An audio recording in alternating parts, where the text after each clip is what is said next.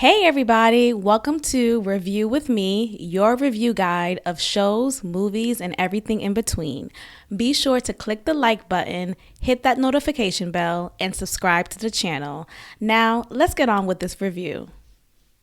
Okay, hey y'all, we are back with another review of Married at First Sight, Season 18. This is Episode 8. And we are starting with day 17 of marriage. And we see David is telling us that he's leaving a note for his wife, Michelle. This note looks like he wrote it on a piece of Bounty towel paper. And he probably had a booger on the damn paper towel. This. I understand people like to say it's a thought that counts. It's a thought that counts. But sir, I need you to think more. I need you to think better. What is this note? And why are we leaving notes? Y'all ain't got each other's phone numbers? Anyway, he's saying this to say he's trying and he's making an effort. And I feel like with David, he is trying his darndest to appear as this good guy, as this catch. And I am unconvinced. Needless to say, so is Michelle.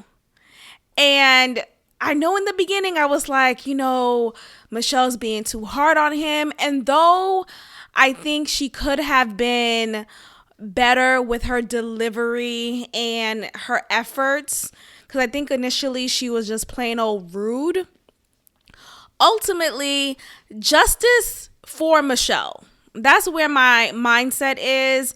I don't care how many freaking, any gestures David tries to do. It's still not enough. It's still not enough. And put your ponytail down. Put it down. Okay, so now we get into Carla and Juan. Carla and Juan, we see them setting up, they're cleaning up their apartment, and Juan, with his passive-aggressive ass, he cannot help himself. He cannot, I don't think he's even aware how passive-aggressive he is.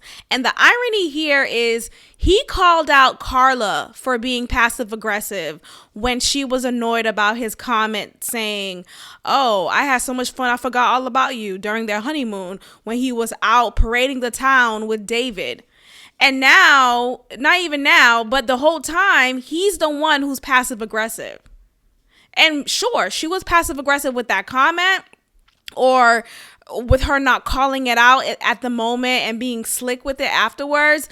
But it's obvious that both of them have passive aggressiveness in their bones.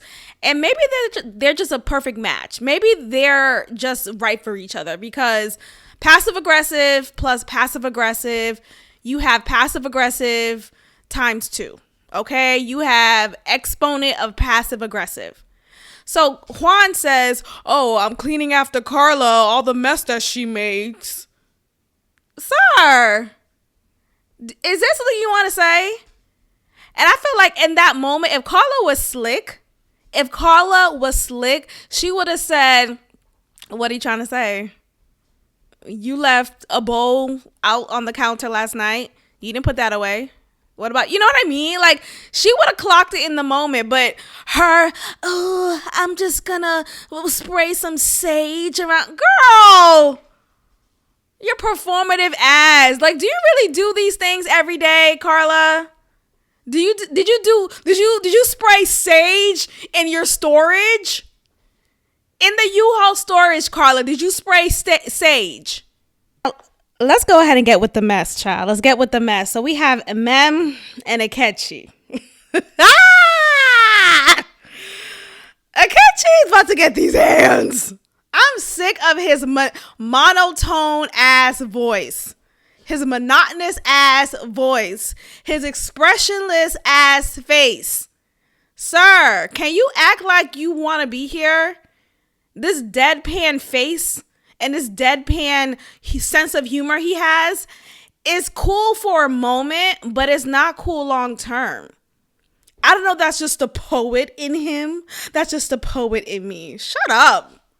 Anyway, so now we see Amem and Akechi They're together in their apartment and they're setting up for a party, a housewarming party that they're having, that they always have every season. Okay, so the theme is Mexico, and you see, I don't know if y'all notice, y'all see is the one doing all of the work.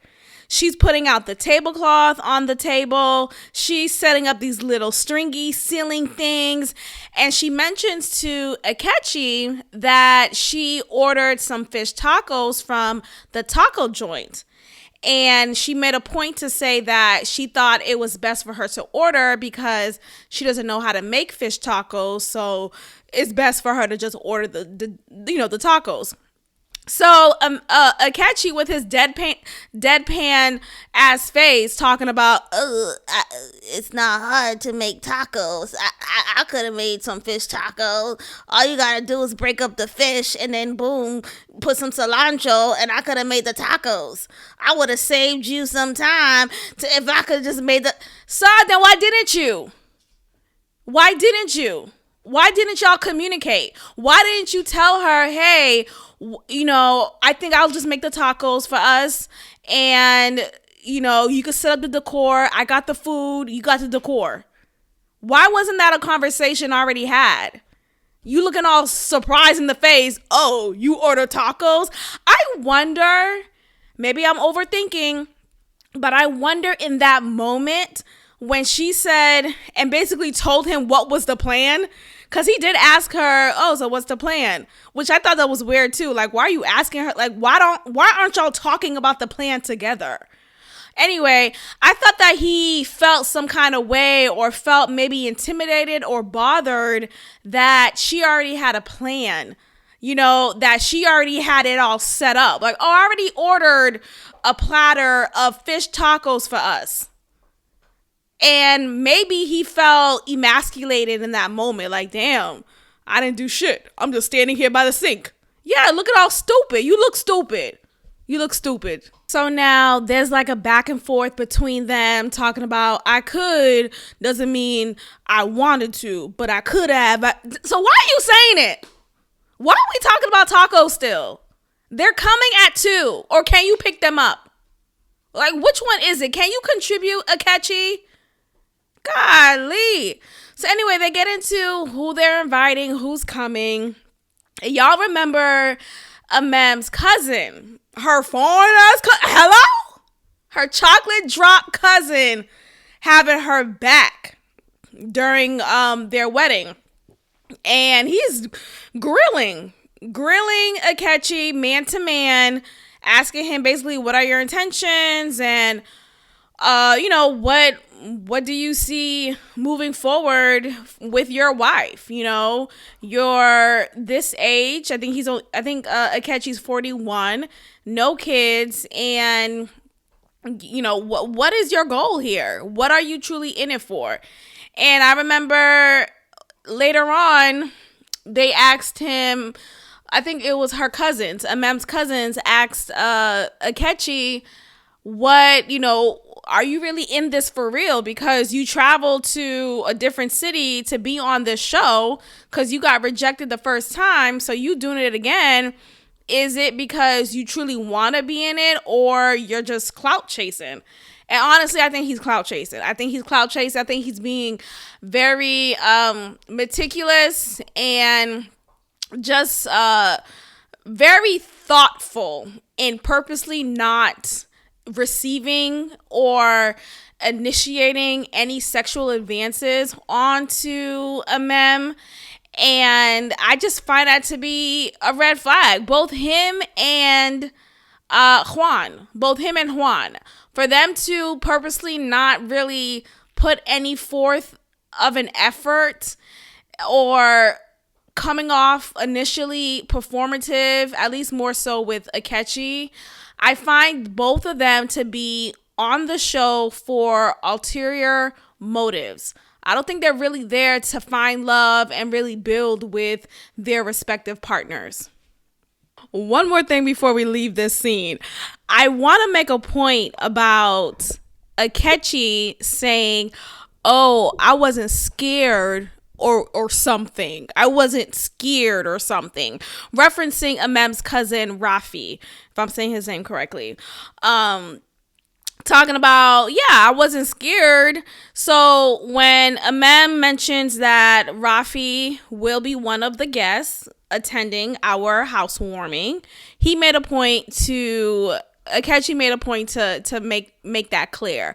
I wasn't scared, and he also made a point to say that Rafi was, quote, aggressive when they met, which I don't know. I don't know what's going on with Akechi throughout this damn episode. The way everything is chopped up.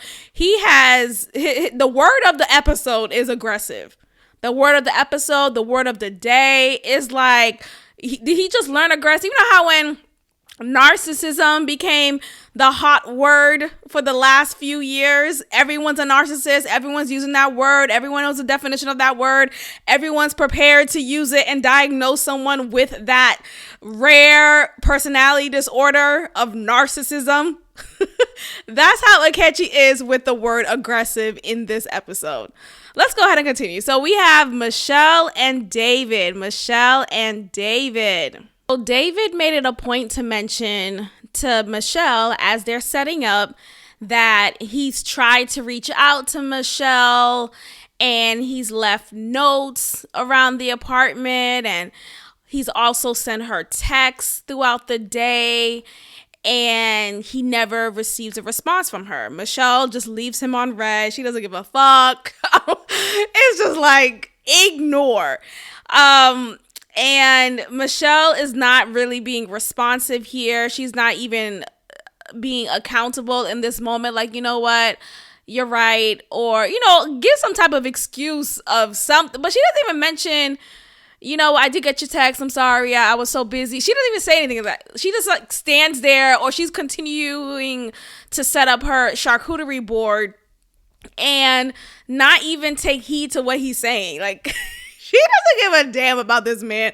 She's just in this experience to be a part of this experience and collect the checks. Okay, please, y'all, don't be fooled by her quote unquote efforts to communicate with this man. Now, I know she's disappointed with her match. I know that she's so turned off with the fact that he's this man-child. I get it. But my goodness, can you have you can't even, does he smell?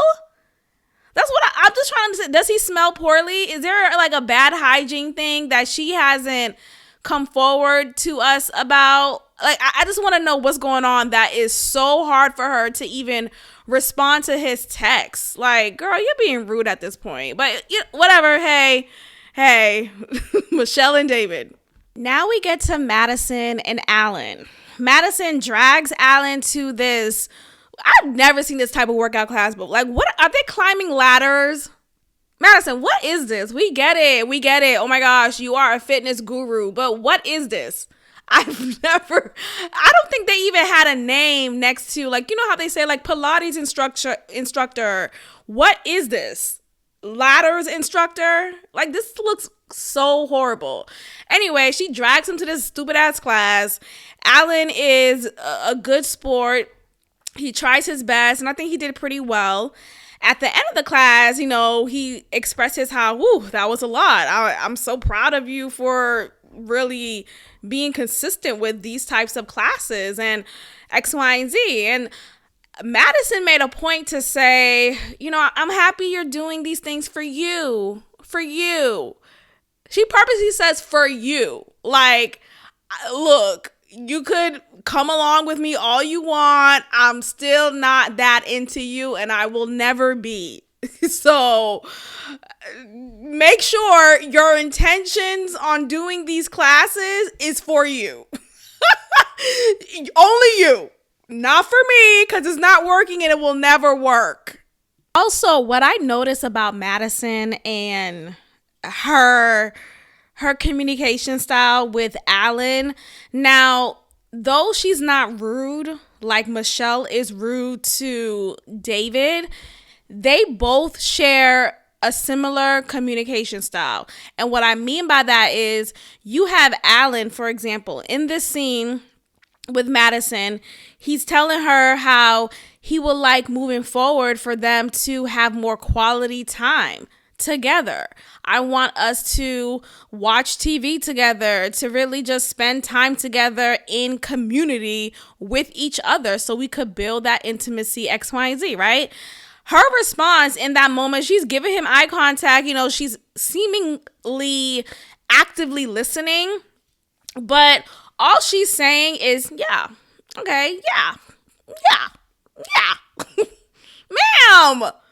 Like, can you be into it too? Like, and obviously she's not, and it's gonna be a no from her at the end of the day. But again, it's just so unfortunate because I think Alan is a nice guy, and it is what it is. You like who you like, and you're attracted to whom you're attracted to. But I just feel like it's unfair because Alan's trying. He's trying to make an effort. He's trying to build that quality time, and I do wonder if Madison just truly distanced herself from the mindset of, oh, Alan has to look a certain way for her to be into him.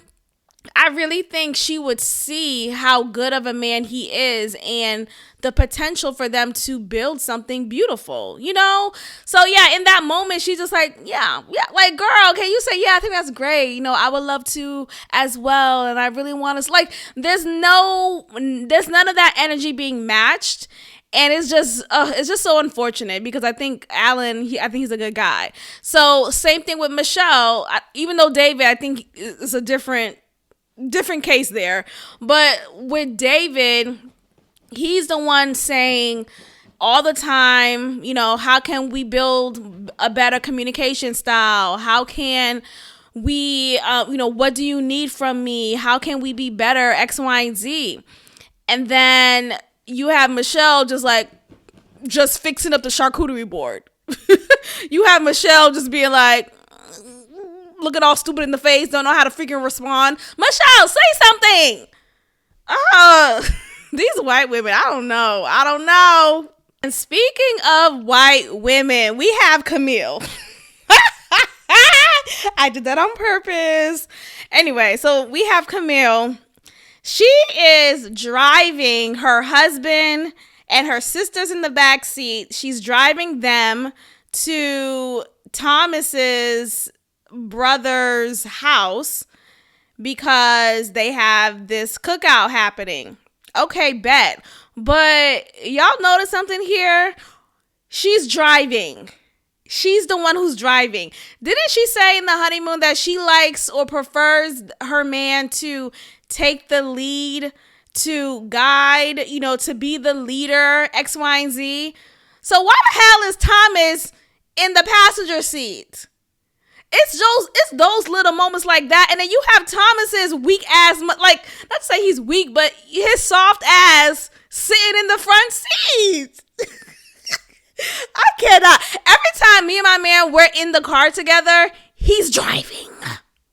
He's on the 10s and 2s. He's behind the wheel. It could be times when I'm picking him up from the airport, right? He's coming from a flight. I drive to the airport to pick him up. You would think that I'm like, oh, are you sure you're not tired? He's like, no, I got it. Perfect. I will get my ass out, go behind the car, get to the passenger seat, and sit my ass down as he goes behind the wheel. He will always be the driver. So the point is, you have Camille. She's not letting him be the leader that she desires. And Thomas is not allowing himself to step up as a leader. Like, he just takes the back seat. He's just like this lily pad, or what's that phrase? Just like a wallflower. He's just kind of soft. He's just soft. Well, I'm sitting in the back. I'm surprised he didn't sit in the back. I'm surprised he didn't let her sister sit up front. His little bitch ass. His light-skinned ass. Why didn't you drive the damn car? Anyway, so they arrive to the house, to Thomas's twin brother's house. Tim. And Tim immediately, he's grilling. He has his apron on. He's looking like the man of the house. He's looking like the man of the house here, okay? He is just, even when he like turned his body, he pivoted his body, his upper torso to greet Camille and Thomas and Camille's sister. I forget her name, sorry. And you just see him a little bit more swagged out. I paused at a scene here and I'm looking at his waves. His hair is black. You got the waves spinning. I'm getting dizzy. Okay? He's tatted up. Not to say you have to be tatted up, but the point is, I'm making all these points to say this is who Camille wants. This is who Camille would have rather been matched with. This is who. So when she greets him and give him a hug, it's like, ooh, hey twin. Hey twin. Ciao. Anyway, but first of all, what is he grill? I don't know what type of burger this is. It's probably plant-based meat because ew. Anyway. So you know how they do every time they're at these types of gatherings, the wife always meets exclusively with the husband's family and vice versa. So Camille is eating her food by the pool and she's seated with Thomas's friends, right? So Thomas's family and friend. And she's posed a question that is basically their storyline throughout this season. You know, what do you mean by different culture? And y'all grew up differently. What do you mean by that? You know, basically, they don't want to say that he's not black enough or that's what she meant. But that is basically what she means. And again, the irony with this is, nor is she. And and that's the thing with that, right? You know, oftentimes the good girl, the non-hood girl wants a hood nigga, right? They want the man to be thugged out. They prefer that. It's like that good girl gone bad image. You want light with dark, you know, something like that. They desire, they are attracted to, something about it. So she's posed a question, what do you mean by that? And she doesn't really give clear, tangible responses because it's not clear. And the dynamics with race in America, especially being biracial, that is a hard experience to navigate, to just put into words. So when you explain to someone else who is of the same skin tone as you, when you explain to their family that, oh, we come from different cultural backgrounds, it's like, how? We're both biracial. Oh, you grew up on the black side of Chicago? But actually, she didn't really do that. She grew up, she's had, I don't know, I just feel like her life experience is not this like rough and ghetto type of life experience. And in this scene, she also mentions yet again the type of man whom she is typically attracted to. She's attracted to anybody but Thomas. She describes literally every man who looks exactly nothing like Thomas. She says she likes darker skinned guys, more house of the party type of guy, and yada yada yada. And what I liked in that moment, you have Becky, Tim's wife, say, okay, well, that didn't work out. You know, she basically just kind of shut her down politely in that moment, saying, okay, that didn't work out. So yeah, you may have this type, but this type doesn't have you. This type is not working out for you. So let's cut that shit out. Cut it out. What I find to be interesting about Camille's explanation or her efforts of an explanation here when she's asked, what do you mean about cultural differences? She references a story that Thomas told her about attending or frequenting a bar that he goes to. And apparently this bar is predominantly white, and it has had many just historical racial moments that made him feel uncomfortable, or that just was a moment of discomfort as a black man. Yet he still patrons at the bar. And here's the thing. She's like, oh, I could just help him to like tap in to that, and to kind of like basically not frequent there anymore because of X, Y, and Z. Camille, seriously, that's a big deal to you? You know how many freaking bars or stores or corporations, conglomerates that are racially compromised? Do you know how many? There are no stores, big corporations, even mom and pop shops. Like, a lot of them are not Black Lives Matter. And even that's bullshit. Hello? Are we gonna talk? Because I don't know if she wants Thomas to be the next BLM activist, but even that's corrupt. So which one is it? You trying to take a stand against all these principles, and we gotta picket outside this store. Okay, but does that prove his blackness to you? Like, is he not black enough for you because he decides to still attend or frequent this bar? Like, I don't know. I just feel like it's not that deep. And sure, okay, maybe he doesn't want to. Maybe you could encourage him to not go there anymore. But the point is, I feel like it's gonna be one thing after another. Okay, cool. He doesn't go to the bar anymore. Now it's gonna be, well, I notices he doesn't really he doesn't say, yeah, shun. He doesn't say, yeah, shun. And I really like my man to say, yeah, shun. Like, is she gonna say that? I just want to know, what is black enough for her? What is black enough for her? I just don't. I can't get it. Okay, so we're back with Yinka. I'm about to say Yinka.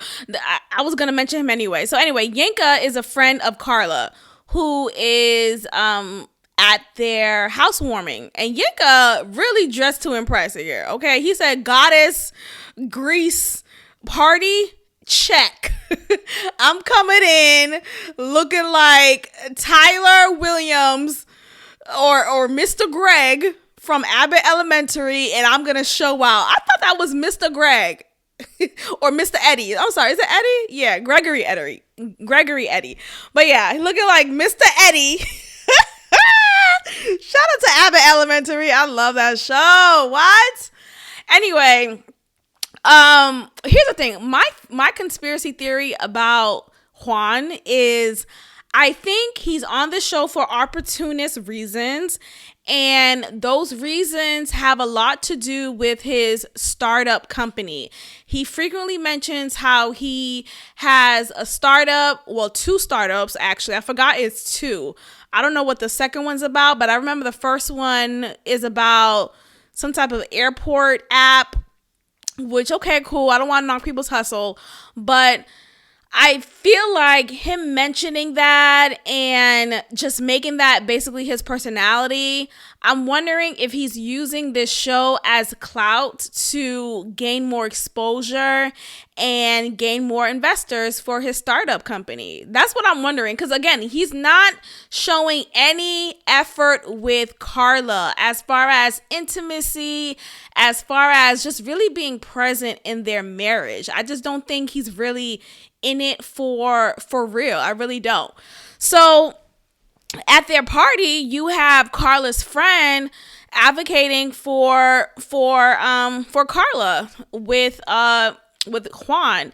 She mentions to him that Carla really prefers and appreciates when her man is complimentary towards her, when her man notices things about her and just makes her feel loved and appreciated. And she also appreciates her man to be affectionate, right? It's not about pouncing on the woman, but it's about making her feel seen.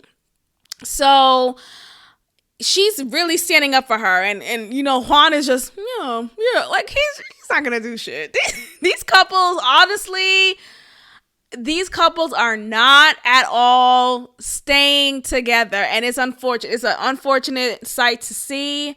This show is corrupt. None of these couples, a lot of the individuals on this show, not all of them, but a lot of them are not on this show for pure reasons. So we get back to David and Michelle.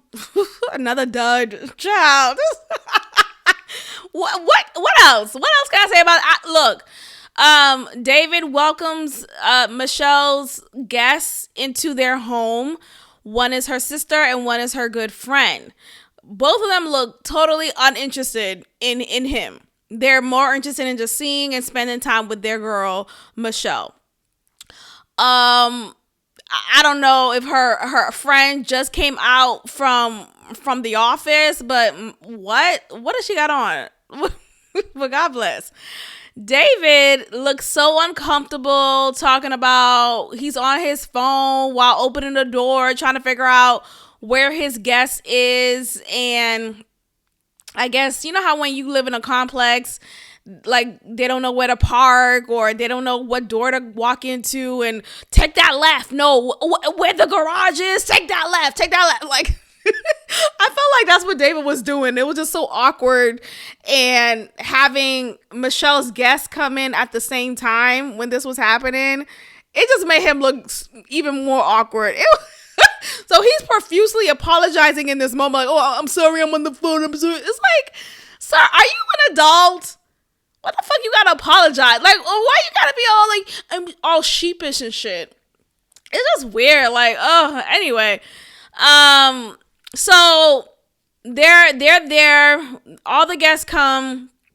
Michelle makes it a point to say, this is my room and this is his room. We don't sleep in the same bedroom. Girl, okay. Good for you.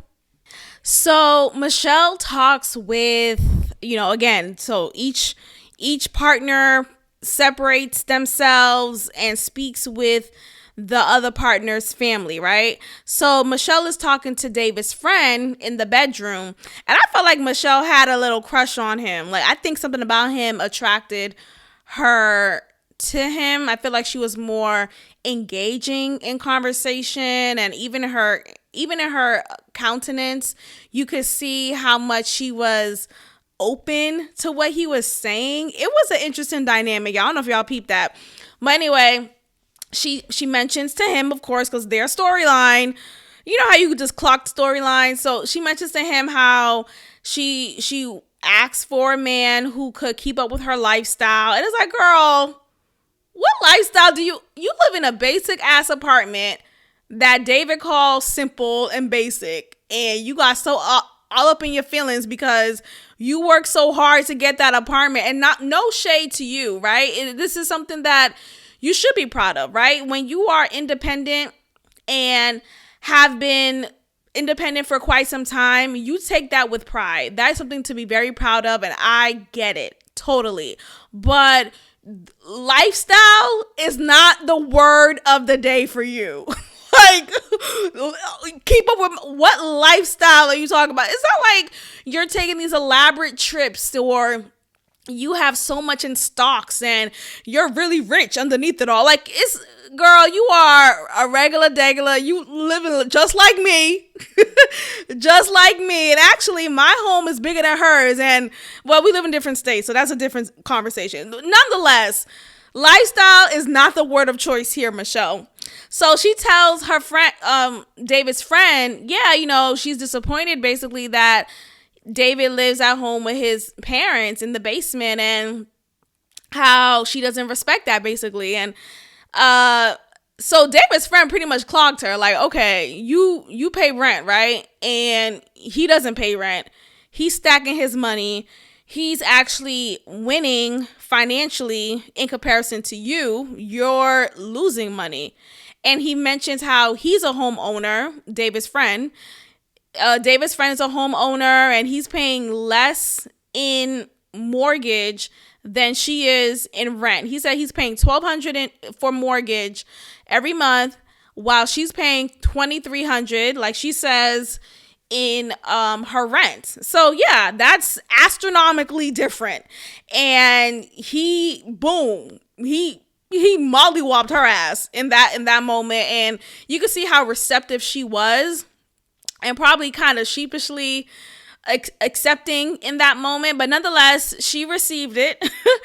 And I think that was a great argument, and I hear that, when you are staying at home with your parents, you're not spending or, just losing out on money that you would have had you been living on your own, paying rent, prior to getting a home. I get that. But I don't know, I think I want to just point out real quick that sometimes we pressure each other to become homeowners before we're ready. And that's what I don't like. And I get the whole, it makes more sense financially, sure. But I also feel like we should respect people's choices. That's one. And two, not all the time, those who are staying at home with their parents, not all the time, those people, right? Oftentimes, they see it as an opportunity to be more frivolous with their money because, hey, I have $1,500 more to spend now, and I could go out, I could travel more, I could not save, I could not stock up, I could not put money away towards stocks and crypto and all these things because my mama got it. I'm living at home, So that's an easy way to think, and that's an easy way to just be responsibility free, honestly. So I don't know. I think that is a good argument that David's friend is making, but I don't think that is the reality of David. I don't, because I feel like if that's the case, David would have mentioned that. We are in episode 8, and David has yet to mention that he is stacking his money. David has yet to mention that he is, sitting on $10,000 and he's ready to close on a house right now. No, there was no conversation of forward plans for David. And so he's the type of guy where he talks about what he's going to do, what he's about to do, or what he's thinking about doing, but he doesn't follow through. He's not someone, from what I could tell, David is not someone who is a follow through type of guy. He's not. And I feel like that's what Michelle could sense from him and could kind of tell because he's not being forthright if he is doing that, right? So that's even more of a reason why I think Michelle is justified and feeling very disappointed with her match. Now, again, the way she goes about it is not the greatest, but I'm not totally offended by it. So now we get back to Camille and Thomas. They're back at the house. They're prepping for the week ahead. He's ironing in the kitchen. Okay. That really was like, wait, why is he doing that? But I get it. I think they just needed to film in the same in the same space. He mentions to her that he thought, he still kind of, or he still doesn't understand the whole cultural difference thing because he would assume that she'll date light-skinned men because she's light-skinned. Okay. I think I kind of understand what he means though, but I don't know. I think she felt uncomfortable about that. Not even I think. She said that, well, in the confessional. She didn't say it to him directly. She just was like, oh, okay. I don't know. I think what he's trying to say is you date people. There's a psychological term for that. Like, You date people who look like familiarity bias. I think that's what it is, or tribal bias, tribal bias, something like that, where you naturally flock to those who look like you. Naturally, right? So that's why oftentimes you see black people hanging with black people, white people hanging with white people, Chinese hanging with Chinese. Like literally, people just flock to their groups. It's not about being racist. It's about just being familiar with your surroundings and standing in community with them, being a part of the flock with them. So I think that's what he meant. And I don't see an issue with that. But in the moment, she's like, what do you mean? Looking all stupid. Anyway, but I get what he was trying to say. So now we get to Amem and Akechi, their housewoman. And if this was not the star of the episode, this scene right here, nigga, let's get to the shits, okay? So, of course, the last person to arrive is Rafi, who is the cousin of Amem, who, quote unquote, was aggressive towards Akechi at the wedding, which I don't think he was aggressive. Honestly, he was speaking very clearly, very, calmly, and very matter of fact. There was no issue with how he was communicating. I think the issue is Akechi doesn't like to be called out. And like he says in this episode, he's from the South, and he's I guess he's more used to calmness. Well, particularly from women. But anyway, Rafi comes into the house and you see Akechi trying to preoccupy himself by shaking the shaker. Like, sorry, you're not making any drinks. Put that shit down. You're not making any drinks. Put that shit down. Okay, so they're given a challenge of describe each other in 5 words. Rafi presents that challenge. And I don't know if y'all noticed, Rafi gave a little smirk prior to him speaking. And I'm wondering, did he come into this party with that intention to ask that question to kind of, quote unquote, be aggressive? Anyway, he did his job and he did it well. Somebody sign him up. Justice for Rafi, okay? Trying to make it seem like he's aggressive. Nah. He sees right through you, Akechi. Anyway, so Akechi starts off by saying, Amem is beautiful. What he say? Ambitious. Hold on. Ambitious. Let me go back. Beautiful, ambitious. Beautiful, ambitious. She's laughing. Okay. He said passionate. That's the other word. Ambitious and a little aggressive. Boom. Okay, let's pause right there. Aggressive. B. Aggressive. B. First of all, no. Get out of the field. Out of the field. Why did you have to describe her as such?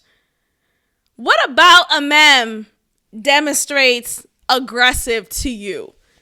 I have yet to see her scream, yell, have an attitude, be negative in any sort. Amem is far from aggressive. Let's talk about Michaela from seasons past. That's aggressive. Okay, if he can't handle a Michaela, child, God bless her, because I think there was something mentally wrong with her. That's just my opinion. I'm not a doctor of medicine to declare that, but that is my opinion. I think Michaela has some bipolar disorder going on. Nonetheless, anyway, Akechi called. He describes Amem aggressive because of her questioning. She is the one who would ask him direct questions and makes him feel as such they're in an interview, like it's an interview style. And what I don't like about that, explanation is, what are you talking about? What are you talking about? You ask questions to not even, here's the thing, if it has to seem like it's interview style, that's because you don't know how to keep a conversation going.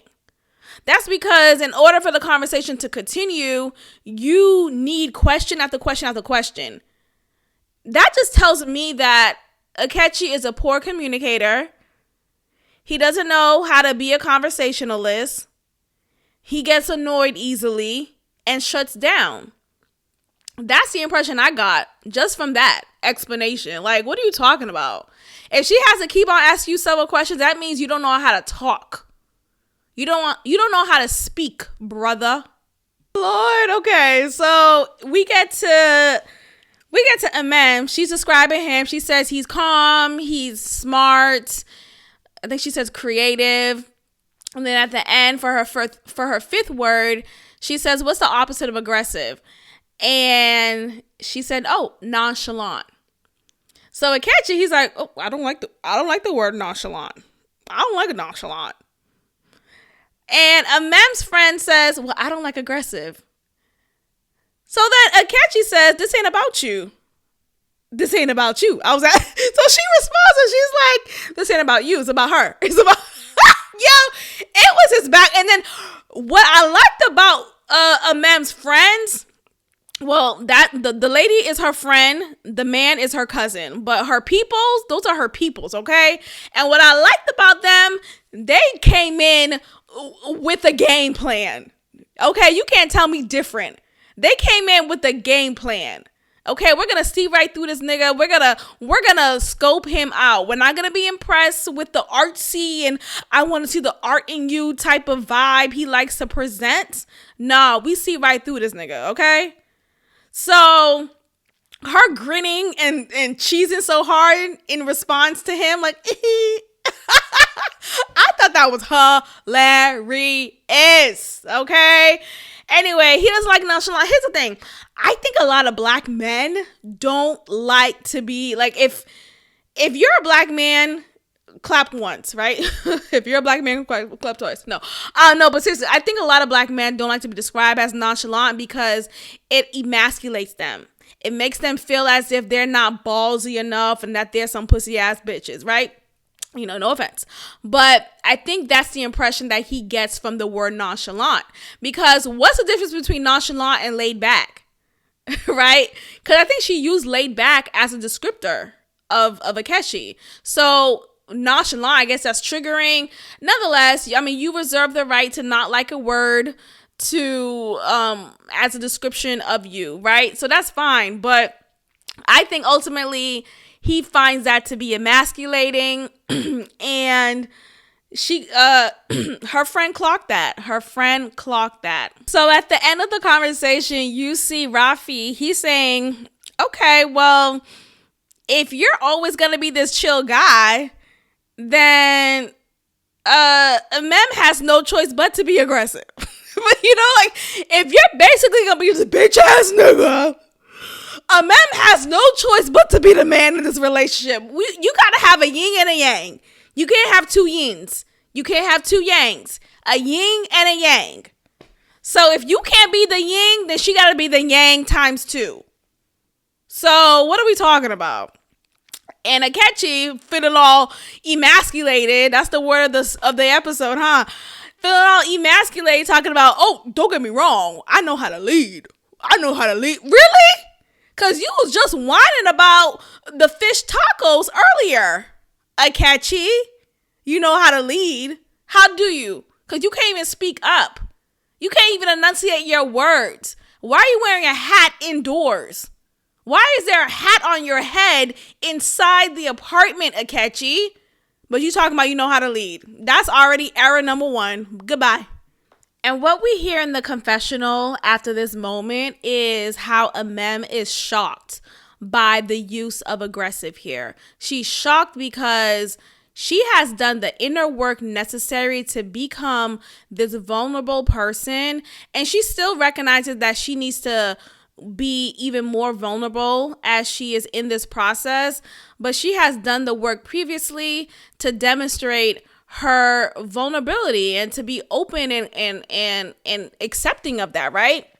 So she's somewhat offended and just ultimately shocked that aggressive is the word choice to describe her, because yeah, it's rude. And again, yes, there are people who could be aggressive, and those people could be black women and black men and white women and all of that. I'm not of the mindset of don't use aggressive to describe black women. I'm not of that mindset, but I am of the mindset of you casually using that word when not once has she shown aggression. Because let's look at the definition of the word aggression. If that's the case, let's look at the definition of the word aggression, because not once do we see asking you questions and trying to have a conversation with your deadpan ass is a demonstration of being aggressive. So now we hear Akechi with the 1,000,001 excuses as to why he has yet to woo his wife, Amem, right?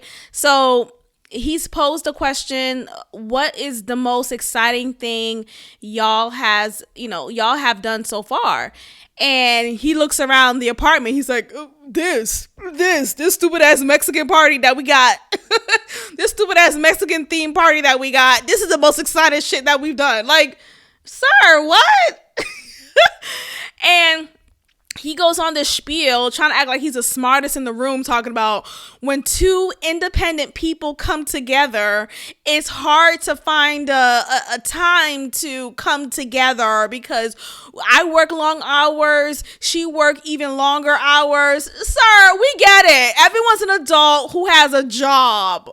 What are you talking about? Like, niggas know what a job is, Akechi. That's not the point. It's the point of, what are you doing to make the best of it? What are you doing to make effort? Put forth effort.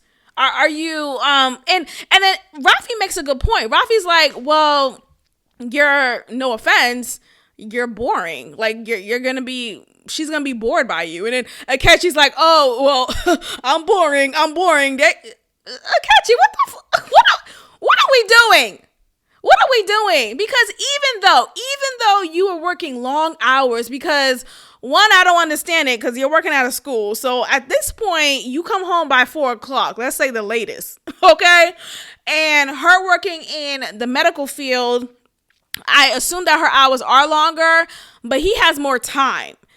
So you could at least make some effort to, I set up a movie date night at the place, at the apartment, and I set up, a sushi, do your own sushi night, something cute. If you're more of a homebody, there are homebody date activities that you could do with your wife, Akechi. So cut it out.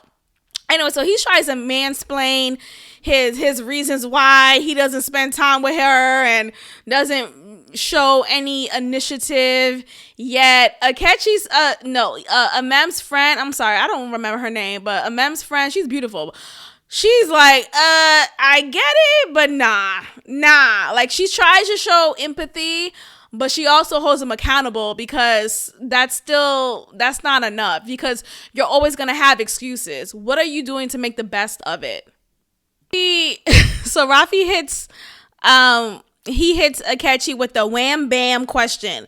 So let me ask you this. Do you see yourself, now that you've gotten to know her a little bit better, do you see yourself falling in love with her? And then Akeshi's like, is there something in your throat? Akechi, cough once. Is there something in your throat, Akechi? He says, I feel like I'm in an interview. What? Is this his first time ever being interviewed? Like, he doesn't know what an interview feels like, because this is not an interview. These people are trying to get to know you on behalf of their loved one, who's your wife. And they're trying to understand, do you see a future with her? It's a simple yes or no. Just like Rafi said, it's a simple yes or no. So he barely answers the question. He flips it and says, Do I see people be asking themselves questions out loud. That's not what I fucking ask you. I ask you. He asked himself the question. Well, he asked himself a different question. He says, do I see myself enjoying my time with her? Yeah. It's like he's like trying to convince himself. Yeah.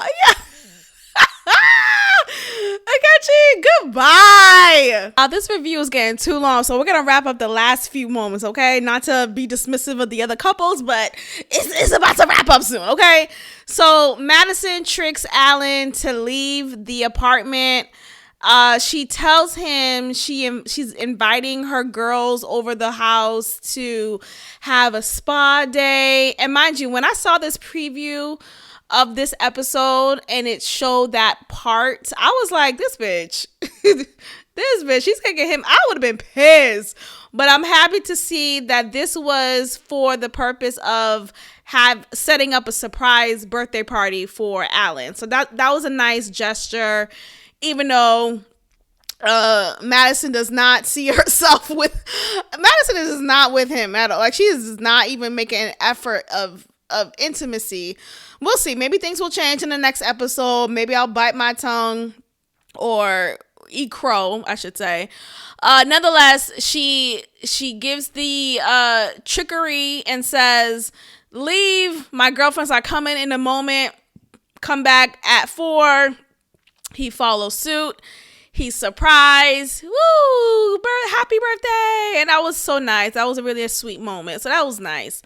The episode wraps up with everyone going to an open field to play flag football, which is a game I want to play. I don't think I've ever, maybe I played it once when I was a kid, but I barely remember that. So I don't think that doesn't count. That's definitely on my list of activities to get into.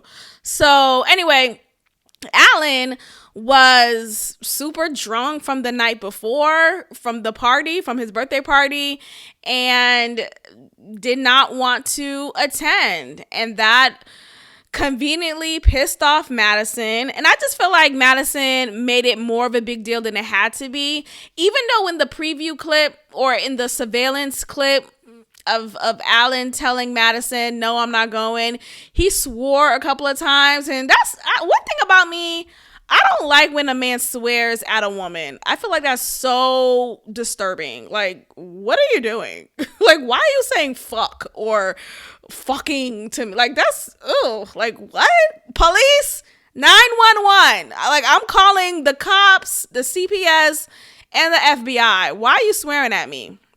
Anyway, he didn't end up going. Madison made it a big deal, talking about it with the girls at the field, and she felt like, since she was the one who planned this activity, she just found it to be more offensive that he didn't go, that he didn't make the effort, and she saw it as like a turnoff, like, why can't he just get it together and be a man about it? And it's like, girl, I feel like she's gonna find convenient excuses to say he's still not man enough for me. He doesn't have the bod, he doesn't have the style, and now he can't handle his ligga. Like, girl, Madison, please. All right, guys, thank you so much for listening to this review. If you liked it, make sure you like the video, leave a comment, let me know what you think about Alan. Let me know what you think about Akechi. And is he acting a fool? Because his word of aggressive being used to describe a mem is totally inaccurate. Let me know how y'all feel about Rafi and how fine he is. Chocolate drop. I love Amem's peoples. They came in and showed out for her. And David needs to undo his ponytail. Goodbye.